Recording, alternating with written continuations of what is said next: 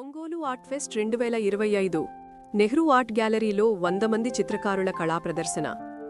Hyderabad, December 3, 2025.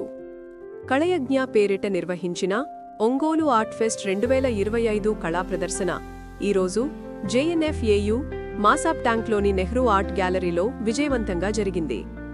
రాష్ట్రం నలుమూలల నుంచి వచ్చిన 100 మంది చిత్రకారులు తమ అద్భుతమైన చిత్రాలను ప్రదర్శించి ఆర్ట్ ఫెస్ట్ను రంగుల ప్రపంచంగా మార్చారు. ఈ కార్యక్రమానికి చీఫ్ గెస్ట్గా హాజరైన శేఖర్ కమ్ముల, ప్రముఖ దర్శకుడు మరియు కథా రచయిత, యువ కళాకారులను అభినందిస్తూ వారి సృజనాత్మకతను మరింత అభివృద్ధి చేసుకోవాలని ప్రోత్సహించారు.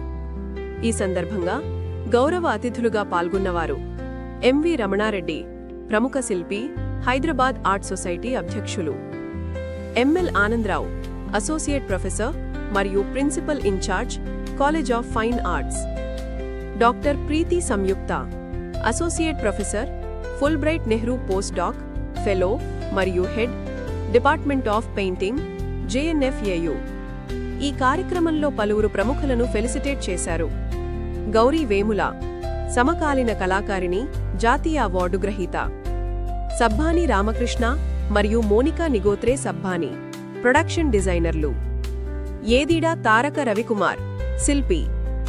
అన్ని వయసుల సందర్శకులు, కళాభిమానులు, విద్యార్థులు ప్రదర్శనను సందర్శించి చిత్రకారుల ప్రతిభను అభినందించారు. ఈ ఆర్ట్ ఫెస్ట్ 2025 సృజనాత్మకతకు, కళా ప్రేరణకు నిలువెత్తు నిదర్శనంగా నిలిచింది.